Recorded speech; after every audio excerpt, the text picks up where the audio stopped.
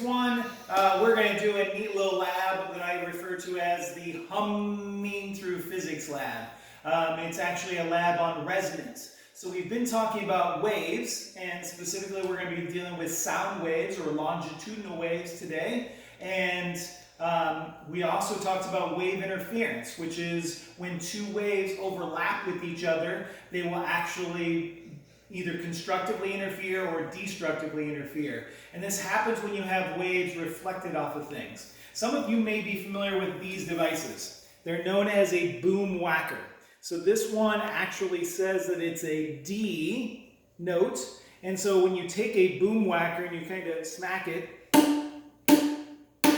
it makes kind of a hum. What's actually happening is a sound wave, when that vibrates, is traveling through the tube. And even though there's nothing over here, some of that wave is being reflected when it goes out of the tube, and those two waves will interfere with each other. And when they interfere with each other, you'll actually get portions which will be large and portions that will be small. We get what we call nodes and antinodes with a standing wave. I can also make this vibrate using a tuning fork.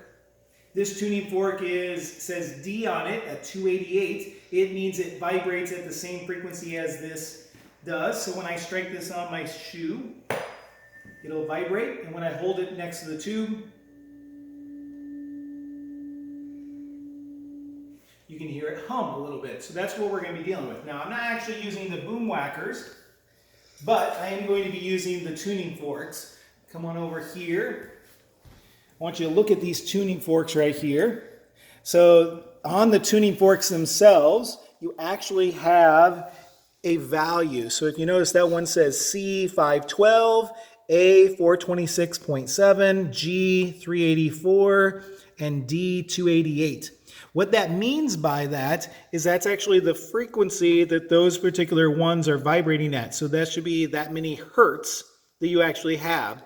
The other thing you'll notice, if I put the tuning forks side by side, you can actually see that the longer the tuning fork, the smaller the frequency. That's because that longer tuning fork actually produces a larger wavelength, which is associated with a smaller frequency. So I'm going to switch it back to my camera person here. What I have over here is I've taken it's just a flower vase, and I filled it most of the way with water. I have one of the boom whackers in here, but I'm just using this as a tube now, so that's all I need. So what we're going to do is we're going to actually get one of these tubes, one of these tuning forks to vibrate, and then I'm going to put it above this tube, and we're going to listen until it hums the loudest sound, and then I'm going to record the length of it out of the water. And then I'll explain everything of how you're going to actually calculate some stuff in the actual lab. So we're going to start with the D288 here. Get it vibrating.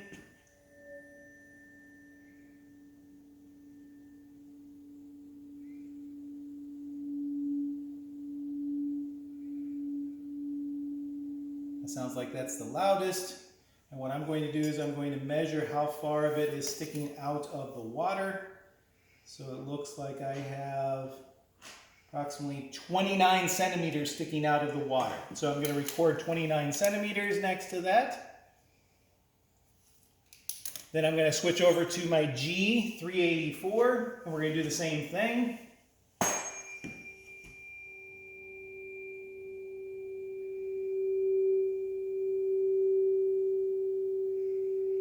It's a good one.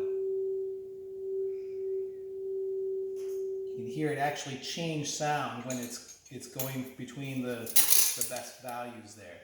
So again, I'm going to try to measure the tube sticking out of the water, and it looks like this one is 23 centimeters. So I'm going to record 23 centimeters. So notice I got a little bit smaller when I went up in my frequency. So now I'm going to go to the A426.7.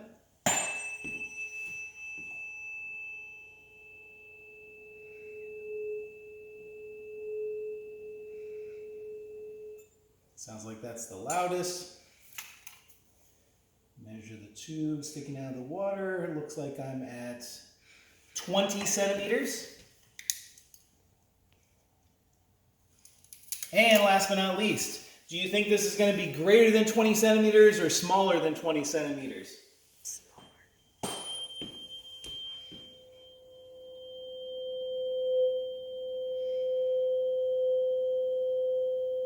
Sounds like that's a nice good hum.